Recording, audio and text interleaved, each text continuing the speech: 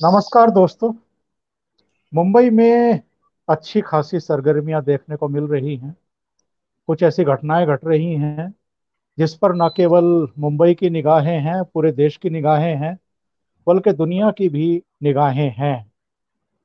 कल बीएमसी ने कंगना रनौत के घर पर एक नोटिस चस्पा किया था और उसके कुछ निर्माण पर कई तरह की आपत्तियां की थी। 24 घंटे के भीतर दस्तावेज प्रस्तुत करने को कहा था। उसके वकील ने हाई कोर्ट में याचिका भी दायर की, बीएमसी को उसका जवाब भी दिया, एक सप्ताह का समय भी मांगा कि कंगना रनौत तब तक मुंबई पहुंच जाएगी। लेकिन आज सुबह हमने देखा कि वहां बुलडोजर के साथ बीएमसी के अधिकारी पहुंच गए, पुलिस अधिकारी पहुंच गए और उसके उस हिस्से को डिमोलिश कर दिया गया। कंगना रनावत इस समय चंडीगढ़ और मुंबई के बीच में है फ्लाइट में। वो भी 2 सवा 2 बजे मुंबई में लैंड करने वाली है और 2:30 बजे के आसपास हाई कोर्ट में इस मामले की सुनवाई होनी है। मेरे साथ मुंबई से जाने माने पत्रकार, मार्मिक के पूर्व संपादक, लेखक, मनीषी चिंतक भाऊ तोरसेकर जुड़े हुए हैं। भाऊ, आपका स्वागत है। भाऊ, मुंबई में क्या हो रहा है और जो कुछ हुआ है, जो कुछ किया गया है, इसके पीछे की मानसिकता क्या है और ये संदेश क्या देना चाहते हैं? मुझे लगता है कि हमको अपने आप में खत्म होना है, यही तो संदेश है। और क्या है? क्योंकि ये कोई नई बात नहीं है। आप हिंदी में बोलते हो ना, जिसकी लाठी उसकी भैंस। तो डेमोक्रेसी में ये होता है। कोई ये बार बार हुआ है, पहली बार तो नहीं हुआ है।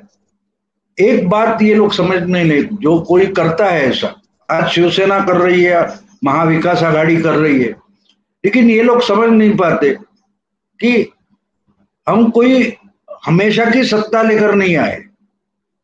कुछ दिन की या कुछ महीनों की या कुछ साल की बात होती है। इसका परिणाम क्या होगा ये सोचकर हमको कोई भी अगर हम प्रति करते हैं तो इसका ध्यान ये रखना जरूरी है कि इसका परिणाम क्या होगा और क्या परिणाम हमको भुगतना पड़ेगा। ये अगर आप नहीं सोचते तो उसके परिणाम से आप छूटते नहीं है। आयरविंग अयन रैंड नाम की अंग्रेजी लेखिका है, वो बोलती है कि आप सच्चाई नकार सकते हैं लेकिन उसके दुष्परिणाम नकार नहीं सकते।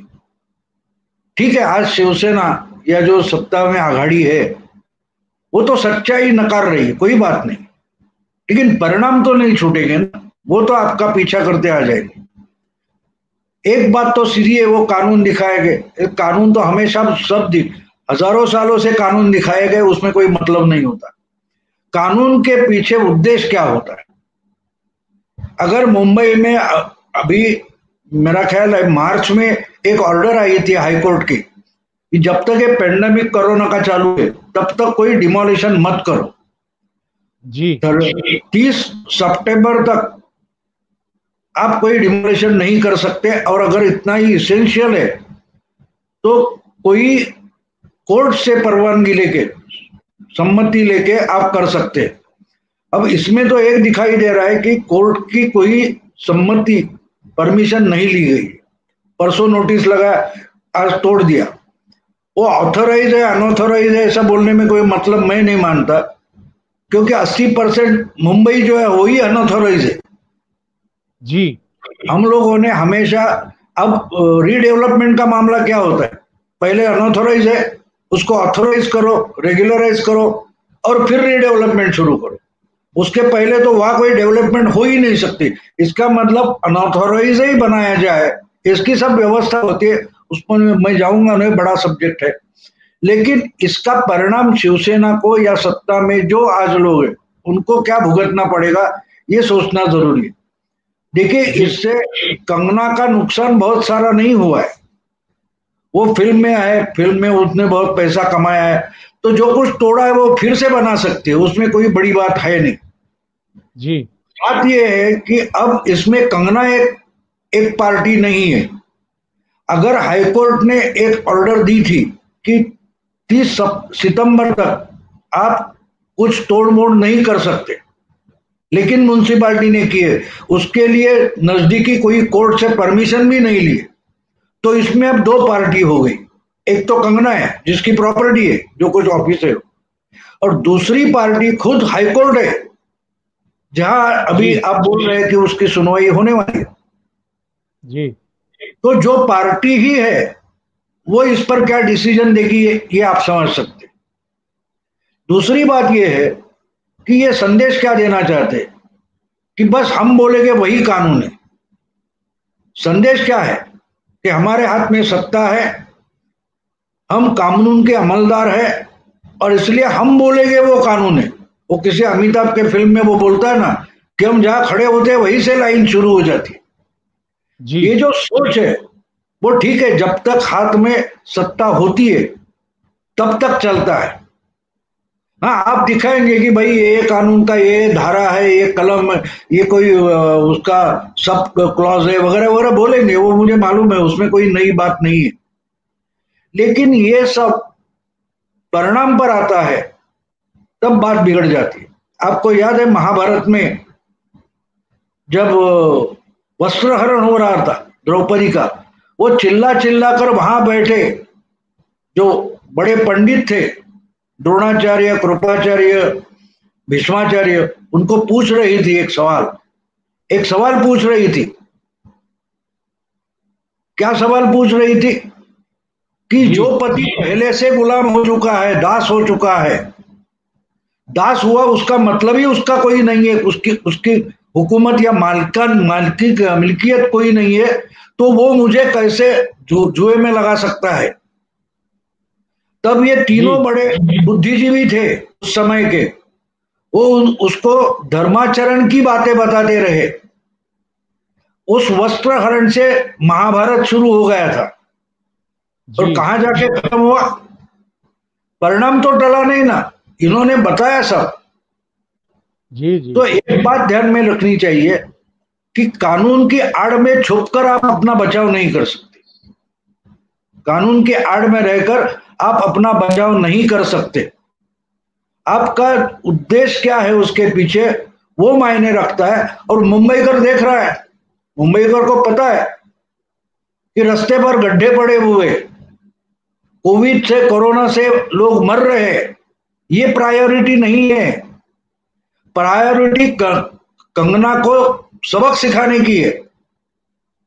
और हमारे हाथ में अगर सत्ता है तो हम उसका इस्तेमाल प्रायोरिटी से करता, तो हमारी प्रायोरिटी कंगना को सबक सिखाना है। बाकी मुंबई कर जो मरते हैं मरने दो, उनकी हालत है और रहने दो, रास्ते पर गड्ढे है रहने दो। और कुछ कुछ सैकड़ों इमारतें मुंबई मुंबई में रहेगी, जो अभी भी बारिश चालू है वो गिर सकती है, उसमें लोग मर सकते हैं। उसके लिए हम कुछ नहीं करेंगे क्योंकि वो हमारी प्रायोरिटी नहीं है। आप जो संदेश पूछ रहे हैं ना, तो शिवसेना जी मुंबई के लोगों को एक संदेश दे रही है। आप जैसे भी हो रहो मरो, हमको कोई मतलब नहीं है। हमारा अहंकार बहुत बड़ा है, और उस अहंकार को संभालने के लिए हम हमारे हाथ में जितनी ताकत है वो लगा देंगे, लेकिन आपको बचाने के लिए नहीं लगाएंगे। ये संदेश है। और भाव पूरी फिल्म इंडस्ट्री चुप्पी साधे बैठी है, घुटनों में मुंह दबा करके बैठी हुई है। एक फिल्म फेटर्निटी है पूरी, उसका कंगना रनावत एक हिस्सा है। ये तो हम जानते हैं कि फिल्म इंडस्ट्री में नकली हीरो ही हैं, असली हीरो नहीं हैं। असली हीरो तो बहुत ही कम है। लेकिन आपके एक साथी के साथ आज ये सब हो रहा है, उसके घर के हिस्से को तोड़ा जा रहा है क्योंकि उसने कुछ खरी खरी बातें सुनाई हैं, कहने का साहस दिखाया है। ये जो चुप्पी है, ये क्या साबित करती है और किस तरह के संकेत दे रही है? क्या यही असली चरित्र है इस फिल्म इंडस्ट्री का, जिसमें सारे नकली हीरो हैं जो स्क्रिप्ट के हिसाब से डायलॉग बोलते हैं, तालियां पिटवाते हैं, कई कई सौ करोड़ रुपया कमाते हैं, लेकिन जब एथिक्स की बात आती है, जब सच का साथ देने की बात आती है, जब जुल्म के खिलाफ खड़े होने की बात आती है, तो सारे चुप्पी साध जाते हैं। बिल्कुल, वो तो होता ही है, हर जगह होता है। फिल्म इंडस्ट्री की बात मत करो, हर जगह होता है। ये आपको यूनिवर्सिटी में मिलेगा, आपको वही बात पत्रकारिता में मिलेगी। अर्नब तो अलग थलग पड़ गया ना। अर्नब के लिए कितने खड़े लोग हो गए, कितने लोग खड़े हो गए, उल्टे यही चिल्ला रहे थे उसको उसको रोको, उसको बहिष्कृत करो। तब वो पत्रकार नहीं था। पत्रकार का मतलब ह्यूमैनिटी जो होती है वो हमारे हिस्से का है या नहीं। इसको पाशवी मानसिकता बोलते हैं, एनिमल इंस्टिंक्ट बोलता हूं मैं। जो एनिमल इंस्टिंक्ट होता है तो उसमें क्या होता है, वो कोई शेर है तो शेर का जो जमोड़ा होता है, वो शेर का जमावड़ा दूसरों से अगर लड़ता है या दूसरे टोली से लड़ता है तो यही देखता है कि हमारे में से एक नहीं है। उसको ही मॉब मेंटेलिटी बोलते हैं। मॉब मेंटेलिटी का मतलब लोग इकट्ठा हो गए, एक बड़ा जमावड़ा तैयार हो गया और किसी को मार दिया, अखलाक को मार दिया या साधुओं को मार दिया, उसको मॉब लिंचिंग नहीं बोलते। वो खाली बताने के लिए ये मॉब लिंचिंग असली है। ये असली बुद्धिजीवियों का मॉब लिंचिंग असली होता है, क्योंकि ये तो बुद्धि वाले हो लोग है ना। बाकी का आम आदमी तो बुद्धिजीवी होता नहीं। लेकिन इनका जमावड़ा जो है उस पर ही कंगना ने हमला किया है, तो उसको खत्म करता है कोई तो करने दो। उनके लिए ये धोखा बन गई है। वो खुलेआम फिल्म इंडस्ट्री की सच्चाई बताती है तो चुप बैठो, इसको चुप कर दो। अगर हम नहीं कर पाते और कोई करता है तो उसके पीछे खड़े हो जाएंगे। अब 2 दिन से आप देख रहे हैं कि कंगना तो बड़ी स्टार है, लेकिन उसके पीछे जो नहीं खड़े हुए, वो कल की बच्ची जो रिया है उसके पास खड़े हो गए। तो ये क्राइम पर ही जो खड़े हो जाते, जिनका पाया ही जिसको बोलेंगे आप, जिनका फाउंडेशन ही क्राइम का है, वो तो क्राइम के साथ खड़े हो गए ना। उसमें आप गलत क्यों मानते? ये हर आदमी, फिल्म इंडस्ट्री का हो या पॉलिटिक्स का हो या कोई जर्नलिज्म का हो या यूनिवर्सिटी का हो, वो दिखा रहे हैं कि हम किस साइड के। तो हमको इसमें कोई आश्चर्य नहीं होना चाहिए। उनके असली चेहरे सामने आ रहे। कोई गाना है ना, वो इन्होंने किसी ने लिखा है कि क्या बोलते असली सूरत छिपी रहे, ऐसा कोई गाना था। क्या मिलिए ऐसे लोगों से जिनकी फितरत छुपी रहे। ये उनका उन पर ही गाना है ना। ये जिसने लिखा होगा वो तो उनके ही माहौल में रह के लिखा है। तो बिल्कुल सीधी बात है कि कंगना को खत्म होना करना यही तो इनका मकसद है। और अगर वो पॉलिटिक्स कर रहा है तो उसमें क्या गलत है? क्या गलत है? उनके लिए मैं बोल रहा हूँ। बहुत सारे मौकों पर हमने देखा है ये पाखंड जो है, ये दिल्ली से लेकर के और देश के तमाम हिस्सों में देखने को मिला है हमने अतीत में, कि आप अभिव्यक्ति की स्वतंत्रता का पाखंड करते हैं, ढोंग करते हैं, शोर मचाते हैं, सहिष्णुता असहिष्णुता का किस्सा उसको तूल देने की कोशिश करते हैं। ये सब क्या है? यहाँ ये भी तो तो बिल्कुल साफ होता है। साफ जो ये लोग भी सहिष्णुता की, टॉलरेंस की बात करते हैं ना, वो सबसे ज्यादा इंटॉलरेंस रहते हैं। आप वो एक बात समझ लो, ये जो जो जो चिल्लाता है टॉलरेंस टॉलरेंस टॉलरेंस, तो इनको टॉलरेंस चाहिए क्यों? सहिष्णुता चाहिए क्यों? सहिष्णुता खत्म करने के लिए टॉलरेंस चाहिए, सहिष्णुता चाहिए। जब तक हम आपकी सहिष्णुता खत्म करके हमारी असहिष्णुता आप पर थोपेंगे नहीं, तब तक हमें सहिष्णुता चाहिए। जिस दिन वो खत्म हो गई, जिस दिन वो खत्म हो गई आपकी आपकी सहिष्णुता, तो उस दिन हम असहिष्णु रहेंगे। वो कोई फिल्म थी, मुझे याद नहीं, लिखे सदाशिव अमरापुरकर ने तृतीय पंथी एक कैरेक्टर ये किया था। तो वो क्या बोलता है, मैं तो काम का हूं नहीं, लेकिन ये वो हीरोइन को डराता है कि ये लोग कुछ भी कर सकते हैं। तो ये जो मामला होता है वो ऐसा होता है। इनको मालूम है कि हम अगर कुछ बोलेंगे, ये आज तक चलता रहा। अब देखिए, एक कल की बात बोल रहा हूं मैं राजदीप का प्रोग्राम देख रहा था। वो बोल रहा था क्या है ये सुशांत के डेथ के बारे में था, ये तो एनसीबी के पास कैसे चला गया? और अब इतनी सी बात को 50 ग्राम्स के लिए उसको रैकेट और क्या क्या बोलेंगे, कार्टेल वगैरह बोलेंगे। यही लोग प्रज्ञा सिंह ठाकुर के बारे में क्या बोल रहे थे?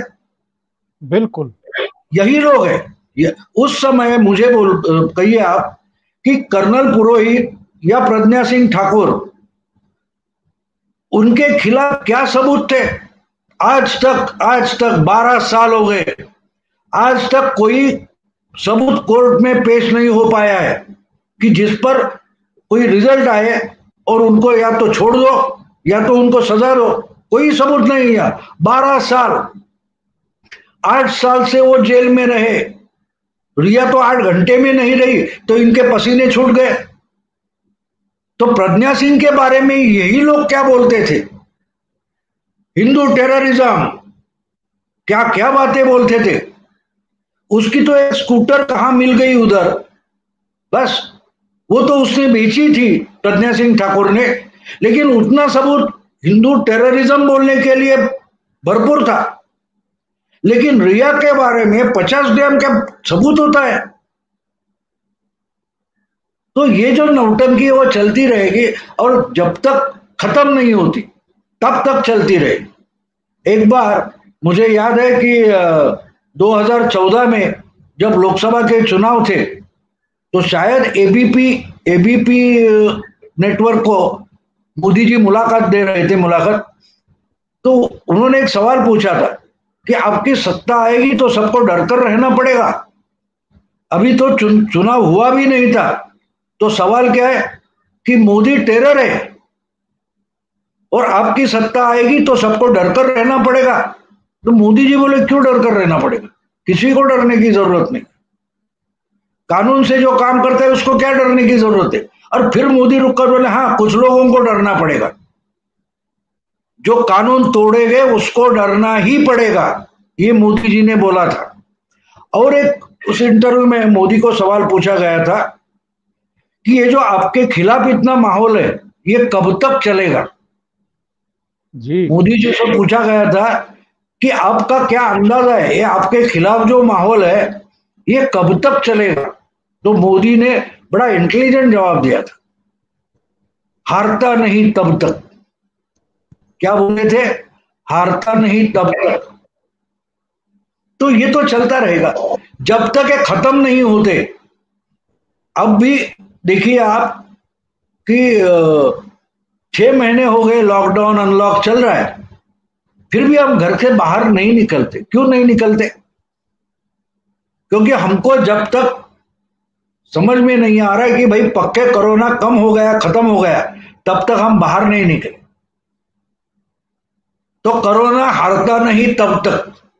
वैसे ही इनका ये पाखंड चलता रहेगा जब तक ये खत्म नहीं होते। और हो गए खत्म। ये अभी तो असली लड़ाई चालू हो गई। मैं बोलता हूं ना कि कांग्रेस मुक्त भारत का यह दूसरा पर्व है। पॉलिटिकली कांग्रेस खत्म हो गई है, लेकिन कांग्रेस की इकोसिस्टम कायम है जो 70 साल से उन्होंने बना के रखी है। ये फिल्म इंडस्ट्री उसका ही एक पार्ट है। सीए एनआरसी जो कुछ है, एनपीआर, उस पर जोरों जोरों से बात करने वाले फरहान अख्तर कहां है? स्वरा भास्कर कहां है? कहां है वो लोग? अरे ये तो तुम्हारे घर का मामला है ना। सीए तो तुम्हारा घर का अपना पर्सनल मामला नहीं था, फिर भी चिल्ला रहे थे, स्टेज पर आकर चिल्ला रहे थे। तो ये घर का मामला है, उस पर क्यों नहीं बोलेंगे? और क्योंकि एक बात सीधी है, आज जो जो इसमें खड़ा हो जाएगा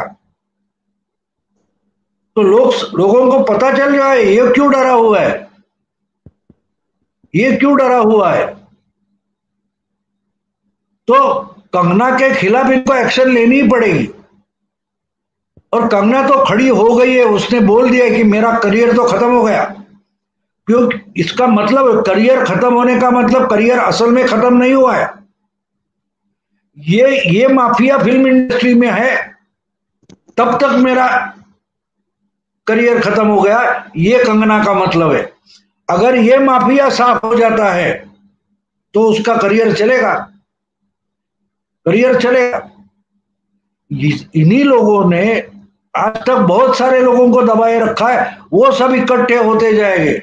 मोदी की जीत बीजेपी से, हिंदुत्व से नहीं हुई।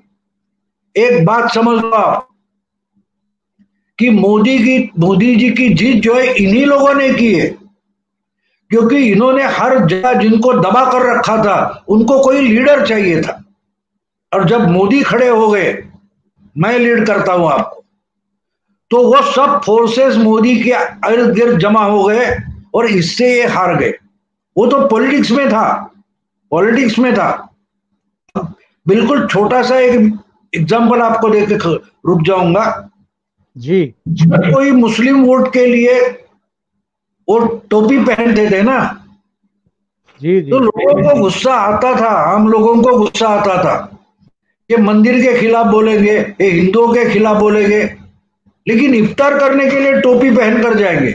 मेरे पास एक फोटो है जिसमें वो लेफ्टिनेंट गवर्नमेंट जंग थे और कोई था, हमीद अंसारी थे, उनके सर पर टोपी नहीं थी, लेकिन सिसोदिया और केजरीवाल के सर पर टोपी थी।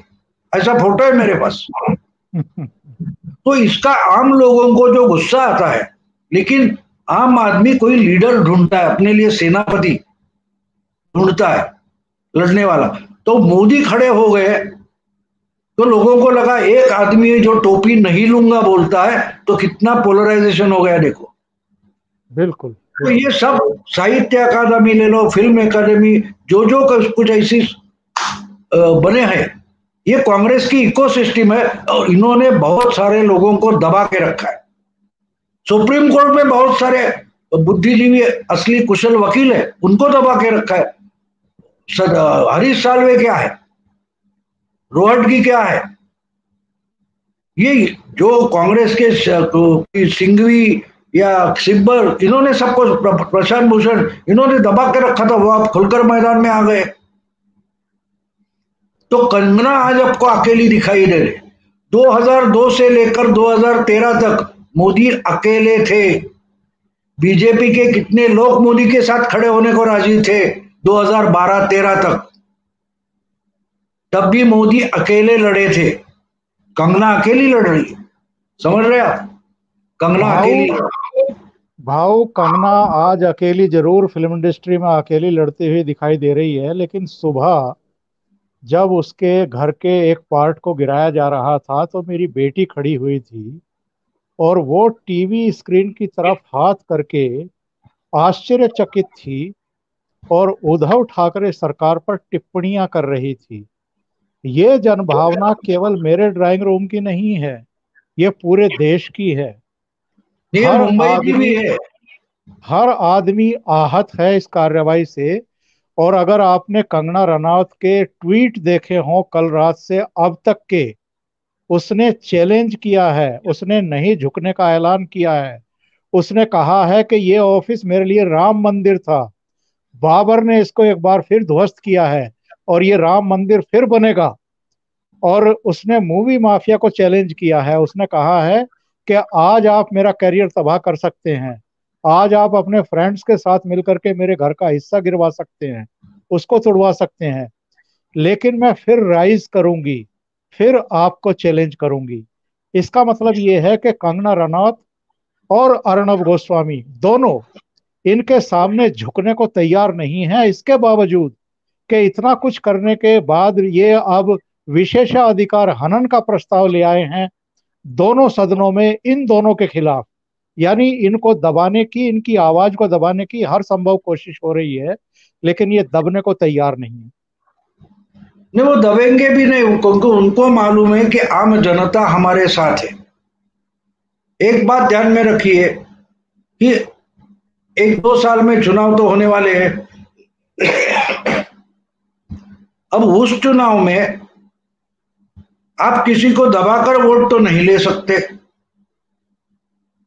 उस समय लोग क्या बोले, और आप कंगना देख रहे हैं, एक बात समझ लीजिए, आप कंगना को देख रहे हैं, कंगना की एक्शन टीवी पर आ रही है, लेकिन बहुत सारे लोग हैं जिनकी एक्शन टीवी पर दिखाई नहीं देती, लेकिन वो भुगत रहे हैं। और वही तो वोटर है मुंबई के, महाराष्ट्र के। जब तक ये सरकार नहीं बनी थी तब अब उनके खेत के बांध पर जाकर यही शरद पवार साहब बोल रहे थे कि 50,000 का उनका मुआवजा दे दो। आज वो किसान कहाँ है? वो किसान भूला नहीं, तो भुगता है उसने। कंगना को आप देख रहे हैं, लेकिन लाखों कंगना या वैसी औरतें हैं, किसान है, मजदूर है, वो देख रहे हैं। आप कंगना को देख रहे हैं, आप सोनू सूद को नहीं सुन रहे, देख रहे। सुन, ये तो कंगना तो इनके खिलाफ खड़ी हो गई, सोनू सूद तो इनके खिलाफ खड़ा नहीं था। आप जहां कम आपकी ताकत नहीं पूरी हो रही थी, वहां जाकर सोनू सूद मदद कर रहा है, तो उस पर भी आपने सवाल उठाया था, यही संजय राउत ने, यही हाँ, शिवसेना। एक और महात्मा खड़ा हो गया कुछ इस तरह की बात कह करके। हाँ, तो बात यह है कि आप, हम तो लोगों की मदद नहीं करेंगे, सोनू सूद क्यों कर रहा है? समझे आप? कंगना तो ठीक है, कॉन्फ्रंट करने के लिए खड़ी हो गई, सोनू सूद तो कॉन्फ्रंट नहीं कर रहा था। सोनू सूद जो काम कर रहा था मुंबई में, उससे इनको क्या तकलीफ थी? तो हम करेंगे नहीं, आपको करने देंगे नहीं, लोगों को हालत में मरने देना है। ये तो मुंबई कर भुगत रहा है ना। लाखों लोग मुंबई के जो है, उनको तो टीवी चैनल नहीं दिखा रहे, जो कंगना से भी बदतर हालत में है, बदतर हालत में है। आज ये इमारत आप तोड़ने को गए, 10-12 दिन पहले नजदीक के रायगढ़ जिले में महाड़ शहर है, उसमें तो 5 मंजिला इमारत गिर गई, उसमें 5, 10, 12 आदमी मर गए। तो वो तो सबसे पहले गिरानी थी। तो वहां क्या कर रही थी महाराष्ट्र गवर्नमेंट? ये आदमी सोचता है, देखिए आदमी, आम इंसान इतना बुद्धू नहीं है, वो सोचता है कि इनकी प्रायोरिटी वो होनी चाहिए कि जो इस बारिश में शायद गिर जाएगी, आदमी मर जाएंगे, वहां से लोगों को निकालो और वो इमारत गिरा दो। तो ये तो इन्होंने नहीं किया। ये कहां जा रहे हैं? कंगना का ऑफिस तोड़ने। तो इस पर आम आदमी सोचता है और अपना समय आने तक रुकता है, रुकता है। ये हरकतें करके, ये बदले की कार्रवाई करके, ये एरोगेंसी दिखा करके शिवसेना अपनी कब्र नहीं खोद रही है भाऊ। बिल्कुल कब्र खोदी है, और पहले से ये सरकार बनाने से ही उन्होंने कब्र खोदी है। और मैं ये आपको हवा में नहीं बोल रहा हूं, मेरी उम्र 70 साल से ज्यादा है। शिवसेना बनी तब से बहुत सारे शिवसेना के कार्यकर्ता मेरे दोस्त थे। मैं शिवसेना का मुखपत्र सामना का पहले जो मार्मिक था, उसका 4 साल एडिटर रहा हूं। मेरे साथ उनकी आज भी दोस्ती है, संपर्क होता है। वो क्या रो रहे हैं मैं बता नहीं सकता आपको। उनको समझ रहा है कि ये शिवसेना खत्म कर रहे हैं, जैसे राहुल गांधी कांग्रेस खत्म कर रहे हैं। पुराने कांग्रेसी ही रो पड़े, परसों 23 लोगों ने खत लिखा। तो शिवसेना की बात अलग नहीं है, बिल्कुल अलग नहीं है। ये शिवसेना खत्म कर रहे हैं बाला साहब की।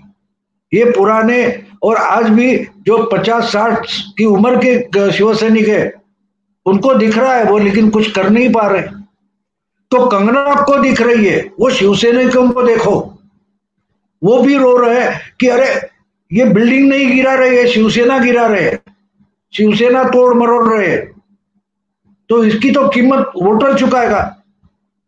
और दो बातें आपको बोल दूं जी। 2012 में जब मुंबई म्युनिसिपैलिटी के चुनाव हुए थे और 2009 के चुनाव हुए थे, तब इनसे अलग होकर राज ठाकरे ने चुनाव लड़ा था। और मुंबई और ठाणा डिस्ट्रिक्ट में शिवसेना को बड़ा भारी नुकसान हुआ था, बीजेपी को भी हुआ था, वो उनके साथ थे। तब सामना में एडिटोरियल लिखा गया था की मराठी माणसाने पाठीत खंजीर खोपसला। मराठी लोग जो है उन्होंने ही हमारे पीठ में खंजीर भोंका है। तो बाला साहब ठाकरे को माफी मांगनी पड़ी थी। उन्होंने खुद निवेदन करके बोला था ये मैंने नहीं लिखा है और ये लिखना गलत है। ये संजय राउत है। 4 साल पहले जब मराठा मोर्चा निकलते थे आरक्षण के लिए, जी, उस वक्त एक कार्टून सामना में आया था, उस पर बड़ा बवाल हो गया। तो मराठा तो बड़ा समाज घटक है महाराष्ट्र में, तो उनकी नाराजगी होने के बाद उद्धव ठाकरे जी को माफी मांगनी पड़ी थी। खुद कार्टूनिस्ट ने भी माफी मांग ली थी, लेकिन संजय राउत ईगो बना के बैठ गए कि ये तो आविष्कार स्वातंत्र्य है, फ्रीडम ऑफ एक्सप्रेशन है। लेकिन उस पर इतनी बड़ी बुरी रिएक्शन आ गई कि आखिर में उनको भी और उद्धव ठाकरे जी को भी माफी मांगनी पड़ी थी। तो इस समय कितनी बड़ी कीमत चुकानी पड़ेगी आप सोच सकते। आप और सोच भाऊ, सकते। अगर राज ठाकरे कंगना रनौत से मिलने पहुंच जाएं आज कल, तो क्या होगा मुंबई और महाराष्ट्र की राजनीति में? वही तो फर्क होने वाला है। वही तो, ये तो मैंने 1 महीने पहले एक वीडियो मराठी में बनाया था। इस सिचुएशन में राज ठाकरे छोटा रुस्तुम है। देखो, एक पॉलिटिकल वैक्यूम पैदा होती है, तो भरने के लिए किसी कहीं से ना कोई कोई आता है। आप ये मस्ती में मत रहो कि आपके बिना कुछ चलेगा नहीं। कोई भी अल्टरनेटिव खड़ा हो जाता है। और मैंने सुना है कि उनके जो एमएनएस की नवनिर्माण सेना के जो फिल्म विभाग के बारे में काम करने वाले अमेय करके कोई है, उन्होंने तो संजय राउत की खिल्ली उड़ाई है, मजाक उड़ाई है। और शायद राज ठाकरे की पत्नी ने कंगना को संरक्षण देने की बात भी कही है। तो एक साथ ये हो जाता है कि मराठी तो उनके पीछे जाएगी, लेकिन अमराठी भी जाएंगे कंगना से। आज अगर राज ठाकरे कंगना के पीछे खड़े हो जाते हैं तो मुंबई में जो हिंदी भाषी है उनका गुस्सा उतर जाएगा। जी जी। राज ठाकरे पर का गुस्सा उतर जाएगा। तो शिवसेना को कितनी कीमत चुकानी पड़ेगी, कितनी कीमत पर? ये बिल्कुल सीधी बात है। देखिए, एक होता है कि हम जो होते हैं ना, इसमें मैं होता है और मेरा होता है, दो बातें। हम दिखाई देते तो ओमकार चौधरी या भाऊ तोरसेकर है, लेकिन हम में दो बातें होती है। हम होते हैं और हमारा होता है। जब हमारा बड़ा हो जाता है तो हम छोटे हो जाते। हम हमारा ये है, हमारा वो है, हमारा अहंकार है, उसको संभालने जाते हैं तो हम खुद को गवा बैठते। शिवसेना और शिवसेना का लीडरशिप हमारे में चले गए, तो हम यानी खुद को भूल गए। वो जो इनका ईगो है उसको इतना संभाल रहे कि वो खुद का ही नुकसान कर रहे। और वो अगले चुनाव में दिखाई देगा। कोई बड़ी बात नहीं है, कोई बड़ी बात नहीं है। क्योंकि देखिए, मुंबई में इतनी बुरी हालत है।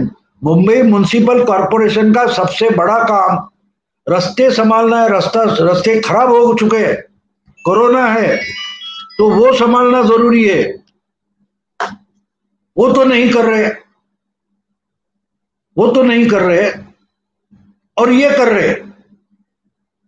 ये जरूरी नहीं है, उसकी कोई जल्दी नहीं थी, फिर भी कर रहे। इसका मतलब इनके हाथ में हमने जो सत्ता दी, अधिकार दिया, ये अपने लिए इस्तेमाल कर रहे हैं, लेकिन हमको तो भूल गए। ये मतदाता मानता है और मतदाता प्रतीक्षा करता है कि मेरा समय कब आएगा। और जब समय आता है उस दिन वो दिखा देता है कि असली राजा कौन है। चंद्रा बाबू वही देख रहे हैं। 2018 जून से मई 2019 तक चंद्रा बाबू कैसे चमक रहे थे, आज किस कचरे में पड़े पता है आपको? ये फर्क होता है। लेकिन तब तक वो तो क्या बोलते थे, हर जगह जाकर हाथ औरों के साथ खड़े होकर हाथ ऊपर करते थे। आज उनमें से कोई उनको बुलाता भी नहीं, बुलाता भी नहीं। सही। तो ये देखिए, ये समझना जरूरी होता है कि सत्ता हमारे हाथ में है, या जो ताज सर पे होता है ना, वो ताज सर पे इसलिए होता है, वो बड़ा भारी होता है, तो हम हमारी गर्दन खड़ी ना कर दे, झुकी रहे, इसके लिए ताज सर पर होता है। अगर आप मुंडी ऊपर उठाए तो गिर जाएगा, समझते हैं आप? ईगो का मतलब गर्दन जोर से ऊपर उठाना, ताज गिर गया। तो ये होगा, होगा। भाऊ बहुत बहुत धन्यवाद आपका। बहुत अभी ताज़ा घटना थी जिस पर हम लोगों ने डिस्कशन किया है, और आपने बहुत विस्तार से, चूंकि आप मुंबई में बैठे हैं और मुंबई को बहुत बेहतर तरीके से समझ पड़ रहे हैं, नब्ज पर आपका हाथ है वहाँ के लोगों की, तो आपका बहुत बहुत शुक्रिया, आपने इतना समय दिया।